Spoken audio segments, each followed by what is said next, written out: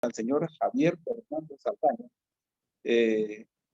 el cual él es empresario de la industria de alimentos, tiene 52 años, 3 hijos, ya tiene 9 años de estar en nuestra organización de la FINEP, pertenece al capítulo real de Tegucigalpa y actualmente es subdirector zonal de este lugar, de esta zona. Así es que bienvenido, Javier, y somos todo oídos a escuchar a usted, pues, que nos comparta pues su vivencia, ¿verdad? Su antes, cómo conoció al Señor y lo que Dios efectuó en su vida. Tiene usted 40 minutos para hacerlo. Muchas gracias, fraternos. Muchas gracias por la invitación. Pues, como dijo mi fraterno don Roberto Airiano, mi nombre es Javier Fernando Saldaña, soy originario de la ciudad de San Pedro Sula. Y cuando yo apenas tenía año y medio, pues hubo un evento que marcó la vida mía y de mis 2 hermanos, porque somos 3 hermanos. La verdad que el evento fue que mi padre y mi madre tomaron una determinación de separarse y nos convertimos en ese momento hijos de un hogar desintegrado, dado que mi padre pues había tenido una infidelidad y mi madre la había descubierto. La familia materna aprovechó esa oportunidad, hicieron que mi padre renunciara a la patria potestad de nosotros y trajeron a mi madre, le sacaron una visa y le mandaron a Estados Unidos para que fuera la proveedora de nosotros. Mi padre tomó su camino, no nos peleó ni nada, hizo otras familias a lo largo y eso fue tremendamente lo que marcó la vida nuestra. Nos quedamos bajo la tutela de nuestra abuela materna. Ella empezó a cumplir el papel de padre y de madre en nuestras vidas. Yo fui niño en los años 70 y adolescente en los años 80. La tecnología nada que ver con la que tenemos ahora en día. Yo solo podía ver a mi madre por fotografías, recibir cartitas de ella, postales.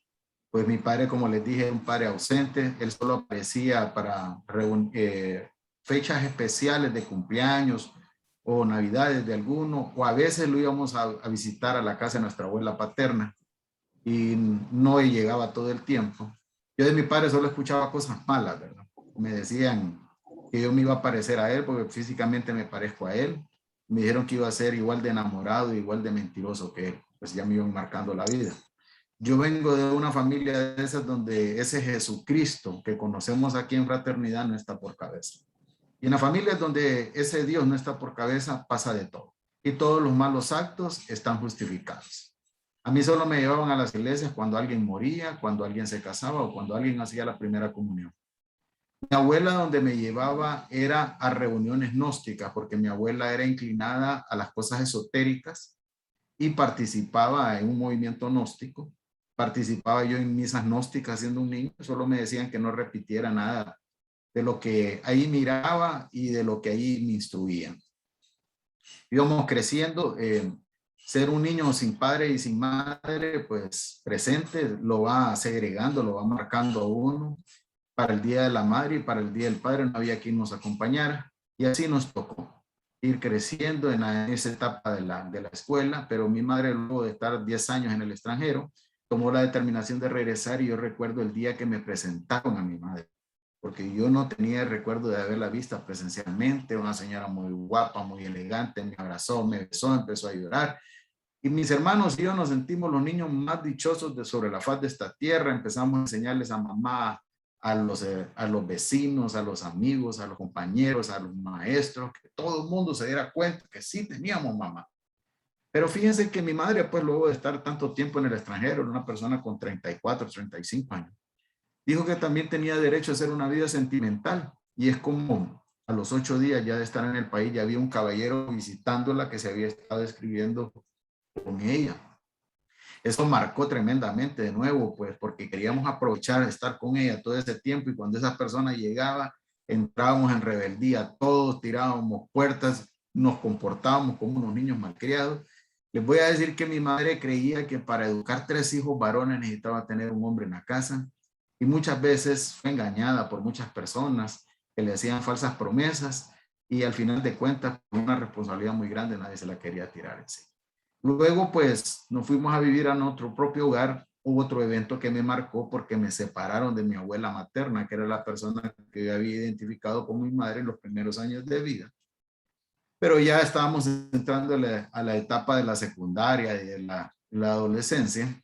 Yo recuerdo que en los años 80 el servicio militar era obligatorio y muchos de los jóvenes nos metíamos a los cuerpos de socorro como Boy Scouts, de cuerpo de bomberos, Cruz Roja. Mis hermanos eran voluntarios en el cuerpo de bomberos y yo era voluntario de la Cruz Roja en San Pedro Sula. Íbamos llevando una vida creciendo en esa adolescencia sin ninguna orientación masculina, pues en no poder platicar con un papá, en esas cosas que a nosotros nos decían en los años 80, que si no teníamos relaciones íntimas antes de los 15 años, corríamos el riesgo de convertirnos en homosexuales y andábamos desesperados mirando cómo resolvíamos el problema, pero no sabíamos a quién acudir, ¿verdad? Era difícil, como les digo. Luego, ya cuando estábamos en la etapa de la secundaria, mis hermanos al salir de clases, ellos se iban para un taller de relojería que tenía mi abuelo. Mi abuelo era un relojero calificado en la ciudad de San Pedro Sula, era el relojero de una joyería famosa que ella cerró aquí, que era cantero y era especialista en relojes Rolex. Y les estaban enseñando el oficio a mis dos hermanos, el único que regresaba a la casa era yo. Mi madre, pues después de eso se convirtió en enfermera, la asignaron al Hospital Público de San Pedro Sula, a la sala de pediatría. Como mi madre no había visto ese crecimiento los primeros años de sus hijos, se fue encariñando con un niño que habían dejado abandonado en ese hospital. A veces sucede que llevan niños a tratamientos y sus padres los dejan abandonados y los dejan inscritos con datos falsos. Y ese fue el caso de ese niño. Y mi madre empezó a pedir permiso a las autoridades y empezó a llevar ese niño a la casa. Nosotros lo recibíamos con afecto y con cariño porque sabíamos que él no tenía familia. Y pues aquel muchachito la pasaba bien cuando estaba en la casa. Pero mi madre vino un día y nos sorprendió. Nos dijo que había tomado una determinación que era adoptar ese niño. Nosotros le dijimos, mire mamá, usted está loca. Mis hermanos pues trabajan un medio tiempo en la joyería, en la relojería de mi abuelo y se ayudan con parte de los gastos y usted quiere tener una carga de afuera. Les voy a decir de que ella nos dijo que no, que era una decisión que había tomado y que teníamos que respetarla. Y la pareja de ella en ese entonces, que era una persona que nadie asimilaba en la casa, porque no podíamos entender cómo mi madre pues podía tener de compañero de hogar un hombre pues alcohólico, un hombre que su grado de estudio cultural era muy bajo y era complicada la situación, él la cuerpó. Entonces eso hizo que mis hermanos pasaran más todo el día en la casa de mi abuelo y solo llegaran a dormir a la casa, estaban incómodos. Y a mí mi madre me dijo, mire, me dice, este niño tiene que quedarse alguien cuidándolo en el día. Me dice, y la persona más indicada es usted, me dice. Entonces yo le digo, mire mamá, yo estoy en el colegio de día porque me quiere pasar al colegio por la noche. En el colegio de la noche solo hay gente mayor. Entonces me dijo, bueno, entonces si no quiere, me dice, del presupuesto que hay para su colegiatura, me dice, vamos a pagar una niñera y entonces usted búsquese un trabajo y se pasa a estudiar en el colegio por la noche. Ninguna de las dos opciones me pareció. Y como mi madre no me puso al colegio en un espacio de 2 años, yo miraba como mis vecinos y mis amigos salían todas las mañanas y yo no tenía nada que hacer. Entonces yo me iba para la Cruz Roja todo el día, de la mañana me involucraba, estaba en el equipo de rescate acuático, en institutos de primeros auxilios, saqué curso de radiocomunicación y un montón de cosas para mantenerme ocupado, decía yo. Luego, después de eso, mi madre, al ver que yo no tomaba una decisión, me dijo, mire, usted no trabaja y no estudia. Me imagino que quería ponerme un correctivo y me dijo, yo personas así no voy a tener en mi casa. Quiero que se vaya de mi casa. Yo no podía entender cómo a los 15 años mi madre traía a un extraño de afuera, le daba su apellido, le daba techo, le daba alimentación, le daba todas las comodidades y yo que era sangre de su sangre y fruto de su vientre me tiraba a la calle. Eso hizo que mi corazón se llenara de rencor contra mi madre y resentimiento, al igual que con mi padre, porque yo busqué muchas veces un apoyo de mi padre y mi padre, pues, éramos tantos hermanos que no nos iba a dar un apoyo económico porque él hizo varias familias y de esas varias familias nacieron varios hijos. Entonces no me quedó de otra, señores, y me fui para la casa de una familiar mía, le comenté el problema, empecé a trabajar de conserje en San Pedro Sula en una bicicleta, haciendo mandados, barriendo y trapeando oficinas. Pero también con eso me empecé a comportar como una persona adulta, empecé a salir a fiestas, empecé a tener libertad para consumir alcohol, tenía libertad para quedarme a dormir fuera de la casa, empecé a tener relaciones íntimas con muchachas de mi edad Y también descubrí que que había posibilidades de tener relaciones íntimas con mujeres mayores y muchas de ellas me hacían regalos. Una me compraba ropa, otra me compraba lociones, una me compró una moto a los 15 años. Yo no tenía ni licencia, pero yo ya tenía moto. Empecé un muchacho sin ningún norte, sin ningún objetivo. A veces estudiaba, a veces no estudiaba. A veces me aburría estar metido en un área, en un aula de clases en las noches. Me salía de clases y era un desorden en mi vida, así, sin ninguna orientación. Pero fíjense que cuando ya tenía 19 años, una de esas muchachas me dijo, Javier, mire que estoy embarazada. Pues le dije, vamos a buscarle una solución, y la solución que yo le encontré fue practicarle un aborto a esa muchacha. Sin ningún remordimiento, sin ningún temor de que era un pecado delante de los ojos de Dios, porque mi relación con ese Jesús, solo que uno lo clamaba cuando estaba en momentos de aprieto, por lo que le llamamos aquí en Fraternidad un Dios bombero. Eso es lo que yo conocía. Fíjense que después de estar en la casa de mi familiar, pues en esa casa habían ciertos problemas internos. Yo ya no podía seguir en ese hogar y tenía que tomar una determinación. Ya no estaba trabajando en aquel lugar y me hicieron una oferta de trabajo para ir a trabajar nada menos y nada más que ahí nomasito a La Mosquitia. Si en los años actuales La Mosquitia siempre es inhóspita, imaginen cómo era en los años 80. Porque los países vecinos de nosotros tuvieron guerras intestinas y hubo flujo de refugiados para Honduras, en todas las fronteras. Y esos eran los familiares de la contrarrevolución, que eran misquitos que venían huyendo del régimen sandinista y estaban ahí en la zona de La Mosquitia, en campamentos de refugiados. Y como yo era voluntario de la Cruz Roja, ya había una oferta de trabajo, pero remunerada, con un proyecto que había ahí. Pues yo, como tenía que velar por mí mismo, yo acepté y me fui. Yo recuerdo que el día que estaba aterrizando en un lugar que se llama Mocolón, no sé si lo han escuchado ustedes, yo miré los techos de las casas desde el avión, desde miraban como de esa manaca, que le decimos en las playas manaca. Ellos, los miquitos, usan una hoja que le llaman tique. Y yo dije, Dios mío, ¿dónde me vine a meter? Dije, porque esas cosas yo solo las había visto en los documentales del National Geographic. Y aterrizó aquel avión, y cuando yo aterricé, como en los cuerpos de socorro nos formaban con disciplina semimilitar, ¿verdad? En los años 80, y habían unos compañeros que habían llegado antes que yo y estaban unos en la pista, y me dijo uno, Saldaña, me dijo, bienvenido a La Mosquitia, me dijo. Aquí solo hay 3 formas de vivir y escoge de cuál vas a vivir, me dijo. ¿Y de cuáles son? Le dije yo. Mira, una es bolo, la otra es loco o la otra es enamorado.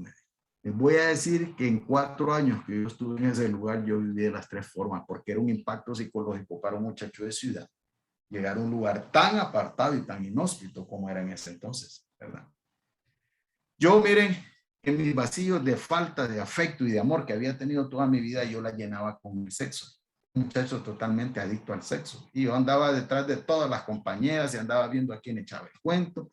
Un día dormía con una, otro día dormía con otra. Y era un muchacho totalmente desordenado. El pecado del aborto yo lo cometí con 3 damas diferentes, estando también ahí, sin ningún remordimiento. Y vino una de ellas, me dijo un día, mire que estoy embarazada. Yo dije, bueno, yo me voy a casar con esta a ver qué sale. Le dije, mire, es muy peligroso que usted, porque ella salió embarazada, estando aquí, esté en este estado, mejor váyase para Tegucigalpa, porque su familia, ella era de aquí de Tegucigalpa, ella aceptó. Pero yo a los 8 días yo ya le tenía el reemplazo con otra compañera de trabajo, porque yo no podía estar sin una parte sexual. Y fíjense que no pasó mucho el tiempo cuando aquella otra muchacha me dijo aquella misma frase, Javier, estoy embarazada. Venía empezando con un matrimonio. Mis hijos mayores solo tienen 6 meses de diferencia de edad. Y me tocó enfrentarme a aquella esposa y confesarle una infidelidad de ese tamaño. Eso mata a cualquier uno. A la madre de mi segundo hijo yo le hice la propuesta del aborto y gracias a Dios ella no aceptó. Fíjense que después esa gente se repatrió cuando ganó Violeta Chamorro y se regresaron para su país de origen y me tocaba tomar una determinación. Era regresarme supuestamente a la civilización, y les voy a decir de que yo dije, yo a San Pedro Sula que voy, y mi familia nunca tuvo nada bueno para mí. No, dije, yo me voy a quedar aquí en Tegucigalpa, conseguí un trabajo en ventas, no conocía la nomenclatura, me perdí en esta ciudad, porque allá en San Pedro las manzanas son cuadradas y aquí uno agarra una calle y viene a salir atrás, y era complicado para mí, pero empecé. Un fin de semana iba a ver a mi hijo a la zona de Occidente, porque su madre es de la zona de Occidente, y cuando yo llegaba allá, aquella mujer Primero me reclamaba y cuando me venía quedaba llorando. Y cuando venía a mi casa era lo mismo. Yo no quería ser mal padre, yo no quería vivir alejado de ninguno de mis hijos, pero pasaba eso. Y en ese estir y encoge, pues vino mi tercer hijo al mundo por parte de mi matrimonio.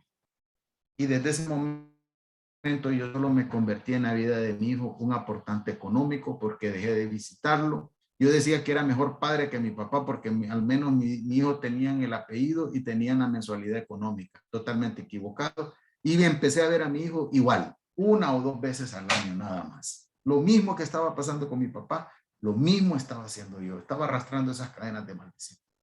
Como les digo, empecé a trabajar en ventas en esta ciudad y después de estar un tiempo en una empresa la iban a cerrar y yo le dije al dueño que en vez de que me diera las prestaciones, pues que me pagara con producto y que yo iba a quedar atendiendo ciertos clientes y que si es posible le iba a comprar producto a él. Y aquel hombre me dijo, mira muchacho, me gusta esa actitud tuya tan emprendedora, te voy a hacer otra propuesta, vamos a montar una empresa, vamos a ser socio del 50%, o vas a ser el gerente general, te quedas con todo el pasivo laboral y te quedas con los activos de la empresa.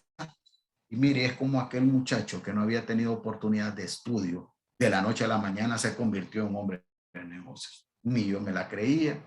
Es como mi antiguo patrón se convirtió en mi socio y mis compañeros de trabajo después eran mis colaboradores. Yo era de esas personas que para en ese entonces esa bendición no la miré como tal, sino que llenó mi ego, llenó mi vanidad y mi altivez y mi soberbia empezó a crecer. Yo no sé si ustedes han escuchado una frase que dicen las personas, yo me hice solo. Yo así decía, yo me hice solo, yo no le debo nada a nadie. Y me volví notorio, me empezaron a decir licenciado, y de licenciado lo único que yo tengo es licencia para manejar vehículos, es lo único que yo tengo, pero me la empecé a creer. Me dijeron pase adelante, me abrieron cuentas en los bancos, tenía créditos, y como yo era una persona que necesitaba llenar mis vacíos, a veces empezaba a meterme a jaranas que no necesitaba en su momento, pero yo adquiría bienes y compromisos para que la gente mirara que yo era un hombre exitoso. Y sobre todo llegó a la adulación de las mujeres al decirme que era un hombre brillante, inteligente, que la esposa que yo tenía debería de cuidarme. Y empecé a abrir la puerta del adulterio y la fornicación tremendamente. Iba al banco, le tiraba al banco, a las vecinas, a las comadres, a todo mundo.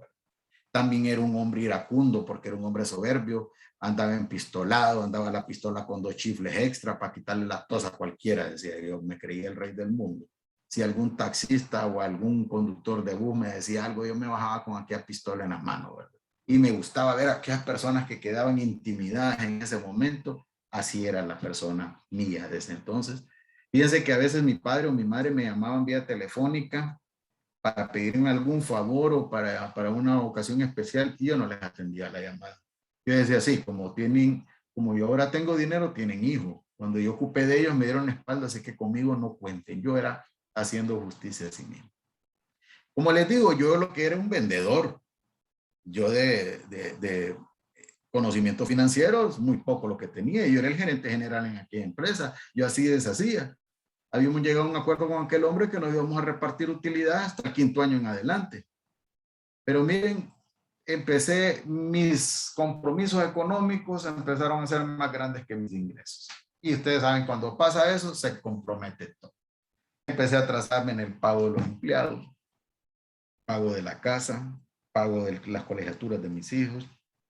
Empezaron a llamarme de las agencias donde tenían los vehículos al crédito, empezaron a llamarme abogados, empezaron a llamarme de tarjetas de crédito, empezaron a cortarme la luz, el cable, el agua muchas veces y empezó a complicarse aquella situación a tal grado que una vez llegaron los de la agencia y me llevaron todos los vehículos que eran al crédito y quedé a pie.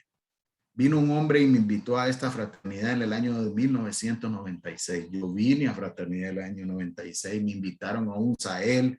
Antes los Saheles eran en la Posada del Ángel, en Valle de Ángeles, no existía el CNC.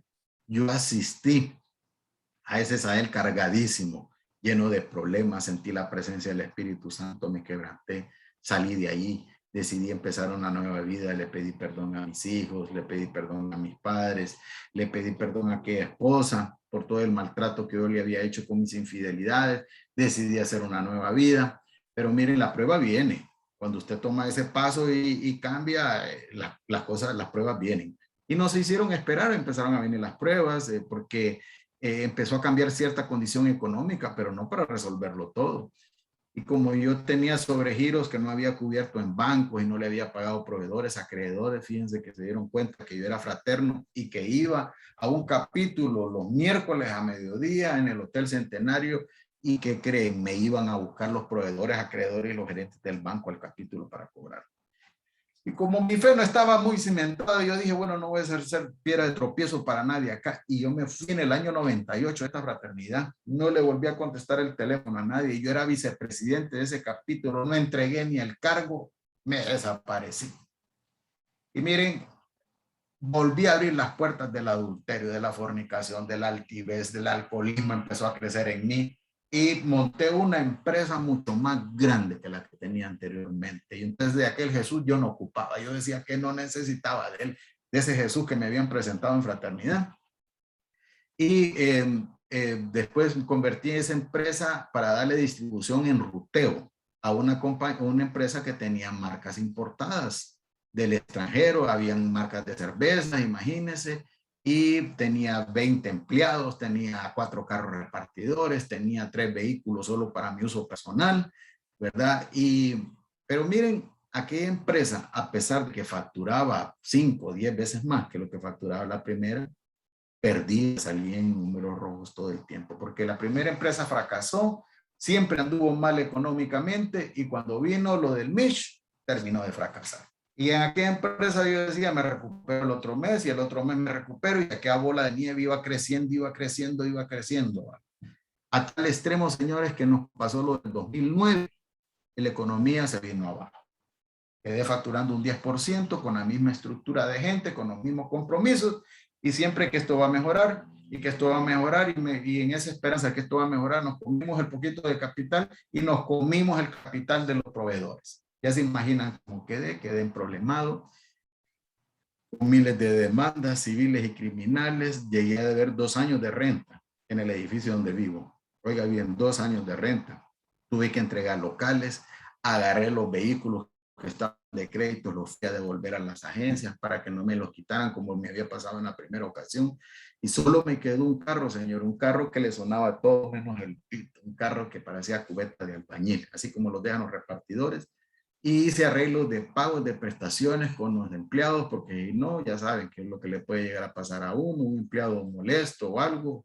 Y miren, a veces después de solo ordenar por muchos años, me tocó empezar a subir y bajar cajas. Le debía a todos mis amigos, le debía a la banca, le debía a las tarjetas, le debía a medio mundo, le debía yo para en ese entonces.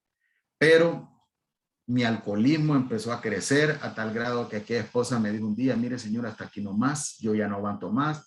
Y yo les dije a mis hijos, miren, ¿qué quieren que hagan? Si ustedes quieren que yo aguante a tu mamá, yo por ustedes la puedo aguantar, les decía. Y mis hijos me sorprendieron cuando me dijeron, fíjate papá, que va a estar mejor que te vayas de la casa, vamos a vivir más tranquilos todos. Bien, señores, que mi situación era tan difícil para en ese entonces, yo empecé a buscarle dentro de la lógica que yo tenía la solución a todos los problemas. Yo decía que tal vez por mis problemas que yo, mis vacíos de afecto y de cariño, cargaba en mi corazón, por eso mi vida no era exitosa. Y entonces empecé a visitar a un psiquiatra. Ojo, que yo no tengo nada en contra de los médicos, de los psiquiatras, ni de los psicólogos. Pero aquel hombre llegaba, platicaba conmigo y me daba unas pastillas, y yo quería pasar durmiendo todo el día con aquellas pastillas. Y entonces yo dije, yo debo un montón de dinero y este hombre me quiere poner a dormir, no contiene, deje de ir. En cierta ocasión yo iba a la misa los domingos, pero para mí ir a la iglesia los domingos era como ir a marcar la tarjeta, y Dios tenía que responderme solo por ir a hacer acto de presencia. Y yo estaba desesperado porque el servicio terminara para irme a comprar una sopa de mondongo, porque siempre estaba de goma. Porque aquel alcoholismo mío fue creciendo a tal grado que me empezó a degradar. Y yo, si estaba feliz, bebía. Si estaba triste, bebía. Si andaba enamorando a una mujer, bebía. Si jugaba la selección, bebía. Si jugaba la España, bebía. Si jugaba el maratón, bebía. Pero si alguien me hubiera dicho que era alcohólico, yo no lo hubiera creído. Muchas veces me desperté en las casas de mis amigos, a veces en condiciones hasta vomitado. Disculpe si alguien está almorzando. Me decían al día siguiente, mira, te pasaste ayer, te subiste en las mesas a bailar, te pusiste a orinar delante de todo el mundo, le estabas enamorando a la esposa fulano de tal. Y yo deseaba que la tierra se abriera y me tragara, porque yo no coincidía por qué tenía ese comportamiento yo. Pero era tanto problema que tenía dentro de sí mismo, que hacía, el alcohol me hacía que explotara. Fíjense que en otra ocasión yo fui a Suyapa y casi de arrastras aquí un sacerdote y yo quería que aquel hombre me hiciera como un exorcismo para todo lo que a mí me pasaba. Y aquel sacerdote hasta con miedo oró por mí y no pasó nada porque yo no decidí cambiar mi vida.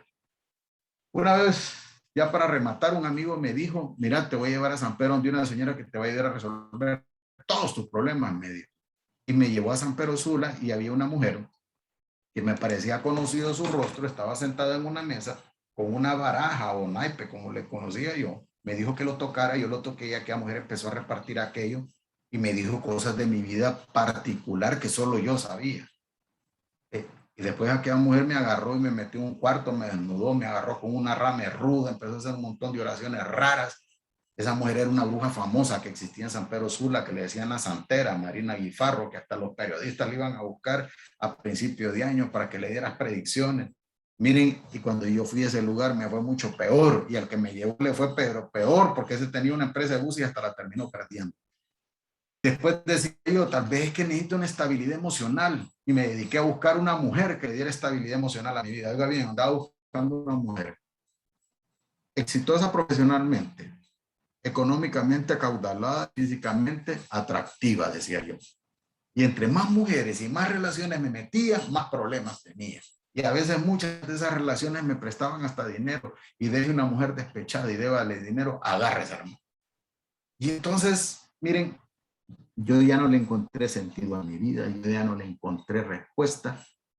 Y empezó a ser en mi vida una opción el suicidio. Un día sentí unos deseos enormes de subirme a la terraza del edificio donde vivo y tirarme de cabeza y que la vida se acabara. Porque mis 3 hijos estaban en etapa universitaria y a ninguno lo podía apoyar económicamente. Todo recayó sobre sus madres y por consiguiente sus madres hasta me habían quitado toda autoridad sobre ellos. Y fíjense que a veces mis hijos me visitaban y me miraban con ojos de lástima. Yo era un hombre que si tenía sexo, tenía alcohol y dinero, era feliz. Y era un hombre adicto al sexo, a la pornografía, a la masturbación. Y dependía de esas cosas, de esas 3 cosas, mi vida giraba. Pero fíjense que, gracias a Dios, un hombre me volvió a invitar a fraternidad 17 años después. Y yo me acordé de fraternidad. Aquel hombre no sabía que yo había sido fraterno. Es más, la fraternidad se había multiplicado con capítulos en Tegucigalpa y a nivel nacional. Habían cambiado muchas cosas. Y yo entré a un capítulo, señores, allí en Pollo Campero, en Boulevard Juan Pablo, 17 años. Todo tiene un nombre en este mundo. Nosotros a veces queremos suavizarle. El hombre que entró por esa puerta era un hombre divorciado porque aquel hogar no lo pude recuperar porque le hice mucho daño a esa mujer. Era un hombre que le debía a todo el mundo. Eso me convertía en un estafador. Era un adúltero, fornicario, alcohólico, mentiroso, un hombre iracundo, un hombre lleno de problemas. Yo solo ya encontraba 2 opciones para mi vida. Era caer preso por las demandas criminales que tenía o quitarme la vida. Y yo decía que si en alguna ocasión me iban a capturar, yo iba a buscar la manera en que me iban a matar porque no me iban a dejar que me llevaran vivo, preso. Y miré las papeletas de oración que usamos acá y me acordé que yo escuché respuestas en esas papeletas de oración la primera vez que estuve en fraternidad y yo le escribí al Señor, le dije, Señor, toma control de mi vida porque yo no puedo con ella. Y empezó aquel proceso, miren señores, en la primera elección de ese capítulo que estaba en formación me eligieron vicepresidente, como quien dice el Señor, te voy a dar oportunidad que me cumplas con el cargo que te di hace años y que lo dejaste botado. Y empecé y escuchaba testimonios de prosperidad, de restauración familiar. Y yo decía, ¿cuándo? ¿Pero cómo? Si son cantidades millonarias las que yo debo. ¿Cómo el Señor me va a ayudar? Yo no encontraba cómo. Pero fíjense que me fui a otro Sahel. Ese Sahel, yo no entré ni pidiendo ni casa, ni carro, ni producto, ni dinero, porque casa si tenía me la iban a quitar. Carros igual, me lo iban a embargar. Dinero, habían pasado por mis manos cualquier cantidad de dinero y no las había podido aprovechar. una mejor mujer que la que tenía. Ya tenía una compañera de hogar que había estado ahí leal conmigo y si me salió un prospecto mejor, la corría y después cuando me salía complicada la relación, la volvía a traer y era un desorden de vida. La tenía inclusive argollada, pagándome préstamos para poderme ayudar, pero como mi vida era un desastre, ¿cómo era posible que yo pudiera amar a alguien para ese entonces? Fíjense que yo solo le pedí una cosa al Señor, que era la paz de Cristo en mi corazón, que yo no tenía. Y yo escuchaba una alabanza en ese Israel que decía, Señor, yo quiero ser como tú porque mi hijo quiere ser como yo. Yo lloraba, porque yo sabía que ninguno de mis 3 hijos quería ser el fracaso de persona, de padre, de hijo, de empresario, de todo que era yo en ese momento. ¿Y saben qué me sorprendió? Me sorprendió ver en ese Israel a un hombre, se llama Luis Hernández. Don Luis yo lo conocí. Don Luis fue el subgerente de Dulit, una de las empresas más grandes en fabricación de láminas de fibrocemento en el norte.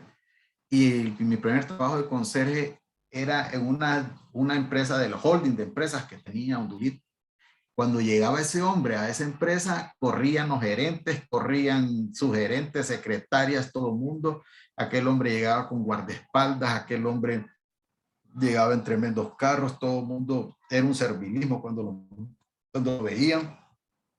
Y ese hombre yo lo encontré ahí sirviendo platos de comida a personas humildes, a campesinos, a todo tipo de personas. Estaba de servidor de ese Israel y yo dije, sí, ese hombre está acá. Si ese hombre que es exitoso económicamente, que yo lo conozco y está sirviendo, aquí tiene que haber algo bueno. Y miren, fraternidad, que habían abogados, médicos, militares, policías, y yo dije, no, yo aquí me tengo que quedar. Y fíjense que en la primera elección de ese capítulo que está en formación, me eligieron vicepresidente, como les dije. El presidente me dijo, mire, me dice, yo me voy de fraternidad, me dice, ahí le va a quedar ese capítulo, de todas maneras usted que va a quedar, me dijo. Y sentí también que le dejaran otro cargo encima a uno, así como le dejé yo a aquel presidente aquel cargo.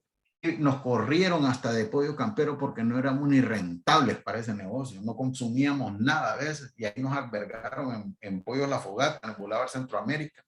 Ahí entramos y fíjense que después me convertí en presidente de ese capítulo. A veces llamaba a reuniones de trabajo, no me hacían caso, me dejaban ahí sentado y entraba ya la ira del hombre. Bueno, ¿y estos qué piensan si yo tengo trabajo que hacer? Pero en eso me acordé que yo tenía trato y pacto con el Señor y decía, bueno, heme aquí, Señor, te voy a seguir sirviendo. Después, para hacer la reunión de oración, uno quería un martes, uno quería un viernes, uno quería un sábado, uno quería a las 3 de la tarde, otro quería a las 6, otro a las 7, pero me empecé a acercar a fraternidad, a estos hombres que tienen mayor tiempo, a esos hombres de oración, y les voy a decir que después se hizo la reunión de trabajo y la reunión de oración a las 5 de la mañana, que todavía ahí está, ¿verdad?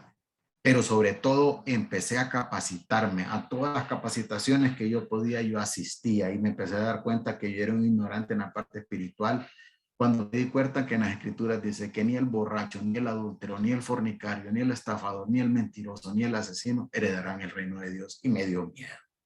Miren, señores, aquel carro, una tía me dijo un día, mire, le voy a sacar un carro al crédito ahí en el grupo Q, pague la prima, pero lo paga usted. Y me sacó un busito de 1000 libras, de esos chiquitos que yo les decía refrigeradora con llantas antes, pero miren que ese día yo salí del grupo Q con un carro 0 kilómetros, pero en mi refrigeradora con llantas, y empecé a trabajar y me tocó formar una tercera empresa sin ninguna empira de capital, a montarla, la monté, a declarar mis impuestos como tiene que ser. Yo declaro todo. Una vez me dijo el contador, ¿cuánto quiere pagar? No es cuánto quiero pagar, es cuánto me toca pagar.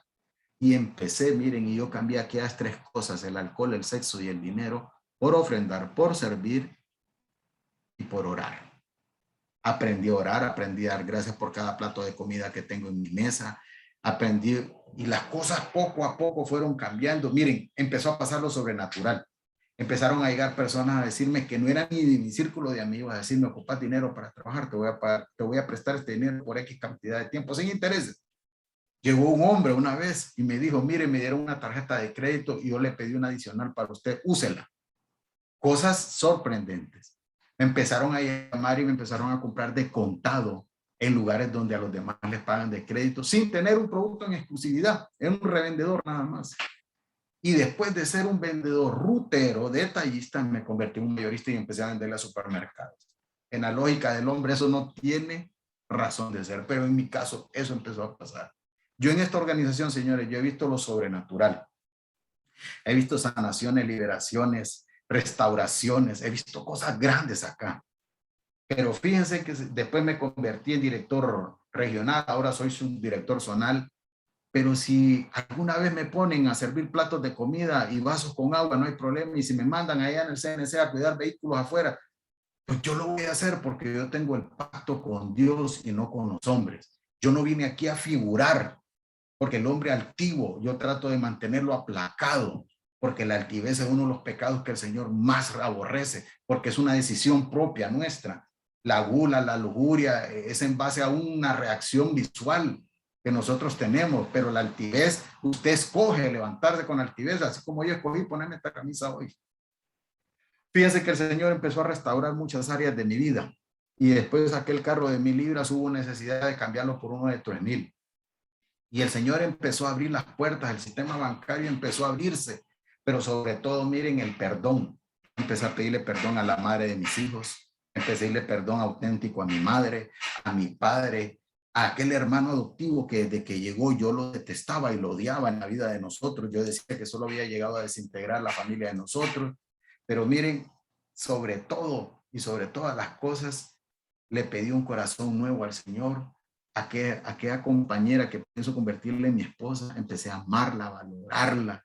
Miren qué cosa más hermosa que dormirse todas las noches con una mujer enamorada y en la mañana levantarse y sentir que uno la ama. Yo espero cualquier oportunidad para salir de viaje. Puedo sentar en la misma mesa a mis hijos y no hay un insulto. La relación con mi segundo hijo no ha sido nada fácil. Busco visitarlo, si es posible, una vez al mes ahora allá en Occidente.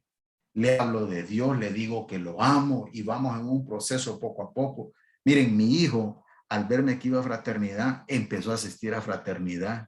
Miren qué cosa más bonita. Yo sé que don Roberto me va a entender que servir en fraternidad con sus hijos a la par es una cosa especial. Mi hijo me dice, papá, ya pagué la plataforma de Zoom, ya estamos listos y está conectado. Y aquel muchacho empezó a ir a fraternidad, llevó a su novia a fraternidad, luego se casó en fraternidad, me hicieron abuelo, ahora soy abuelo. Y yo miro la gracia de Dios sobre la vida de mis 3 hijos, señores. Miren, yo tenía problemas para darle económicamente a mi madre, porque antes yo solo regalos le hacía, porque mi madre pues mantiene 3 bisnietos y mantiene aquel hermano adoptivo que el muchacho anda perdido, pues, y ella lo sigue manteniendo y tiene 38 años, mantiene un sobrino todavía. Yo decía que no, y me importó poco y escuché aquello que honrarás a padre y madre. Y empecé a honrar a mi madre el año pasado. ¿Y saben qué? Me llamó un banco el año pasado y me puso recursos, una línea de crédito, recursos a mi disposición que nunca nadie en mi vida los había puesto. Oigan bien. Eso solo el Señor lo puede hacer. Miren, mi primera empresa quebró para el Mish, la segunda quebró para el problema político del 2009. Llevamos casi 18 meses de pandemia y mi empresa ha triplicado la venta a tal extremo que aquel carro de 3,000 libras que sacamos por segundo se convirtió, sacamos un carro de 14,000 libras ahora. Y cada día el Señor me va abriendo puertas más. Hay negocios que se abren y negocios que se cierran. Y pues yo cada vez que voy a hacer un negocio lo pongo en manos de Dios. Pero entendí que lo que tengo en mis manos es mayordomía. El Señor me ha puesto en mayordomía esas cosas. Yo vivo de un salario. Y si ustedes se asustarían cuando les diga de qué salario es la cantidad, yo vivo de un salario mínimo. Pero soy un hombre que tengo oídos ahora para escuchar. Ya que el hombre soberbio comete errores y hierros. Pero sobre todo, miren, ya para ir aterrizando, porque yo sé que el tiempo es corto, en el 2017 a mí me tocaba, señores, que ir a hacer un trámite a una oficina de seguridad del Estado y faltaban 3 días para las elecciones. Y cuando yo pasé con la persona, le di mis datos, me dijo, que usted ha tenido problemas. Sí, le dije yo, pero el abogado me dijo que me viniera, que no tengo ningún problema. Los abogados dicen cualquier cosa, me dice. Usted tiene un problema aquí en el sistema y yo lo tengo que detener. Yo me quedé mudo, señores. Y aquella persona me queda mirando y me dice, mire, yo no sé quién es usted, me dice, pero el Señor me dice que tengo que hacer algo con usted. No sé qué ángel en el cielo se está moviendo por usted. Váyase y resuelva su problema. Y cuando iba saliendo, dijeron mi nombre y yo dije, vaya, ya me capturaron y me dieron el documento que andaba solicitando y me fui y me subí al carro y empecé a llorar como un niño porque entendí que la mano de Dios estuvo todos los días en mi vida, que el único que se había hecho todo lo contrario a los mandamientos y los preceptos de Dios fui yo, pero que la bendición del Señor siempre estuvo sobre mi vida, señores, siempre estuvo conmigo. Miren, yo les voy a mostrar cómo fue mi situación cuando después de eso le hablo al abogado, el que es fraterno, y le digo, no, hombre, usted me manda acá y dicen que tengo un clavo allí. Entonces aquel hombre tranquilo me dice, pues ya tiene otra cosa más para el testimonio para contarme, dice. Yo digo, qué fresco este hombre, dije yo. Y entonces me dijo a los 2 días, un clavo, no, hombre, usted tiene 5 clavos más, me dice. Dios mío, imagínense, 2 empresas quebradas, quedaron cheques rebotando en el aire. Yo le voy a mostrar cómo era mi hoja de antecedentes policiales cuando yo vine a Fraternidad. Mire, yo tenía 1, 2, 3, 4, 5, 6 órdenes de captura llegué a tener yo. Y miren que en el primero de los casos, carta de libertad definitiva. En el segundo de los casos, carta de libertad definitiva. En el tercero de los casos, carta de libertad definitiva. En el cuarto de los casos, carta de libertad definitiva. Y hubieron 2 órdenes de captura que se repitieron. Entonces, dígame, este es mi nueva hoja de antecedentes policiales, en la cual dice que hace constar que según en nuestros archivos, el señor Javier Fernando Saldaña, nacionalidad hondureña, con tarjeta de identidad tal y tal, actualmente no se encuentra registrado que haya cometido delito o falta alguna. Dígame si ese Jesucristo no da respuesta a lo que claman. Dígame si no es cierto. Yo estoy aquí y le digo que ese Jesucristo tiene respuesta. Yo para resolver eso, señores, necesitaba una cantidad estratosférica de dinero. ¿Y saben con cuánto la resolví? Con 2 salarios mínimos y pagados como camera. Porque así le plació al Señor. Pero también, señores, yo empecé a honrar mis deudas, a hacer arreglos de pagos. Pago mis impuestos, como les digo. No robo energía, porque ¿cómo voy a pedir bendición si robo energía o robo luz? Trato de ser honesto en mis negocios. Miren, el Señor, si hizo eso conmigo, ¿qué más no puede hacer con cada uno de nosotros? Yo me la quería tirar de superhombre toda mi vida, hoy no, hoy le pido la guía a Él, le pido que me dé el discernimiento, la sabiduría, la humildad y la prudencia. Como le digo, problemas voy a tener toda la vida. Y le digo al Señor, amar a este animal que está dentro de mí y que merme el hombre y que crezca Él en mí. Eso es lo único que yo le pido al Señor Jesucristo todos los días de mi vida. Yo no sé cómo sea su vida, pues no sé, tal vez su vida no ha sido tan desastrosa como me dediqué yo a destruir la vida anterior mía, pero yo quiero que ahí donde ustedes estén, pues me acompañen con una oración que hacemos siempre en fraternidad y que repitan conmigo, que inclinen sus rostros, que digan: Padre Celestial, esta tarde reconozco que soy un pecador y me arrepiento y abro mi corazón y recibo a tu Hijo Jesucristo como mi Señor y mi único Salvador. Todo esto lo pido en el nombre del Padre, del Hijo y del Espíritu Santo. Amén. Señores, este es mi testimonio de vida únicamente para la gloria y la honra de nuestro Señor Jesucristo. Gracias. Muchas gracias, Javier, por su precioso testimonio. Realmente nos impacta realmente ese antes y ese después definitivo con Cristo. No hay ninguna orden de captura para usted, Javier, porque el Señor lo capturó. El Señor lo tiene capturado. Entonces, de ahí, y cuando creíamos que lo tenía capturado, usted salió, se le escapó y mire dónde volvió otra vez. Así que estar en las cosas de Dios es como la mafia, no se puede salir. Cuando que dijo usted que se le escapó al Señor y entonces va a caer más bajo todavía. Entonces ese es el precio que tiene que pagar. Así que no pretenda ser liberado y ni pretende ni quiere ser libre porque está preso para el Señor y libre para cada uno de nosotros, sus compañeros. Realmente Dios hace maravillas en la vida de una persona.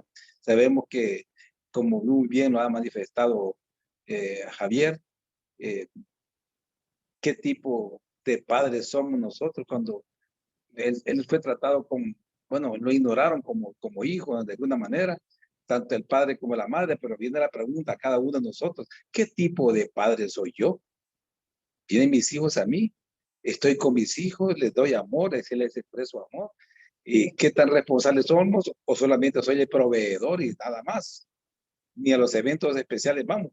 Entonces es muy importante que reflexionemos en eso y que a veces cuando estamos poseídos por lo malo, pues solo tenemos paz o tranquilidad cuando estamos dormidos o cuando estamos ebrios. Entonces, si está sobrio o está despierto, tiene dificultades, tiene problemas.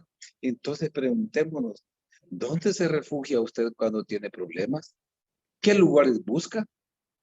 Hay gente que va, su disfraz es meterse a un mola, compra, otros que se van de viaje, otros que se van a refugiar en alcohol o drogas, otros del sexo, pero el escondite especial, el refugio especial es Dios.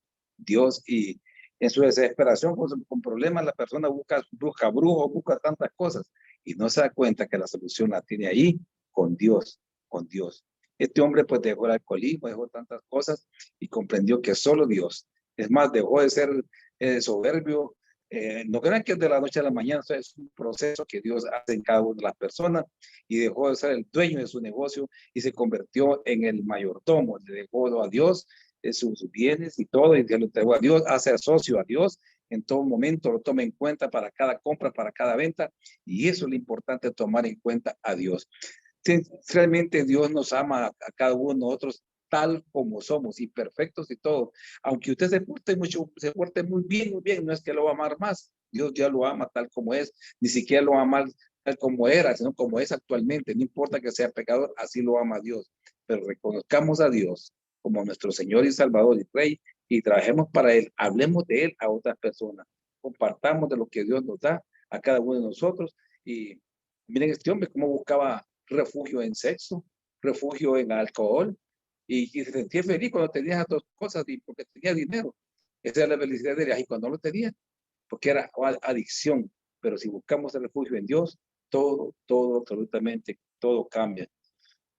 Las cosas en Dios es diferente, salimos de tantas cosas si nos metemos a Él, pero si tiene uno a Dios con uno, el que todo le va a cambiar. Él es el doctor de doctores, el abogado por abogado, y ahí lo vemos representado en este momento, en este testimonio. Así como lo hizo con Javier, así lo puede hacer con cada uno de nosotros. Tenemos que creerle a Dios, ¿verdad? No solo creer en Dios, sino creerle a Dios en su infinita misericordia que está para cada uno de nosotros.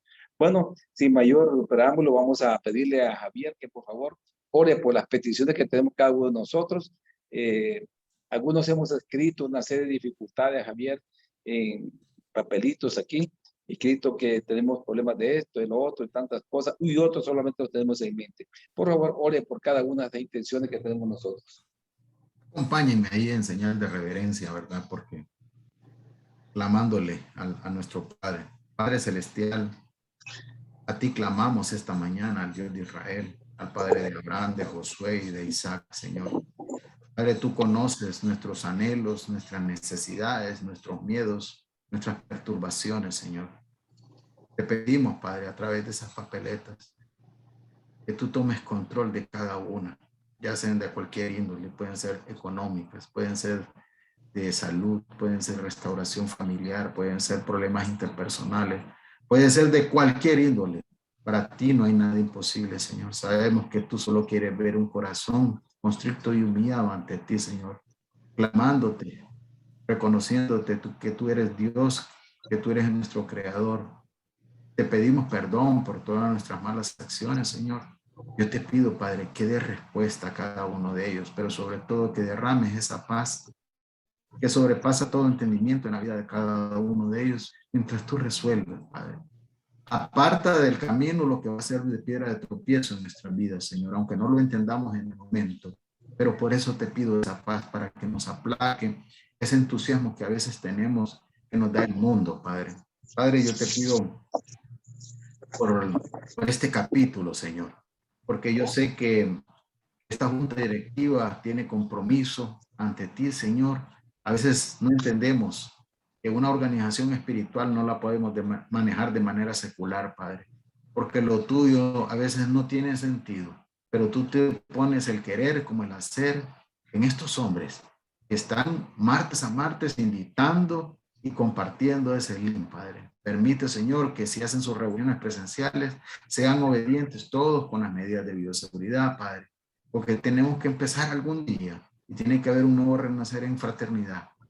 Padre, quédate con nosotros, acompáñanos, guíanos, oriéntanos, danos oído fino para escuchar tu voz, Señor, a través de tus escrituras y a través de las palabras de los hombres que utilizas para llegar a nuestras vidas. En el nombre poderoso de Jesús, amén.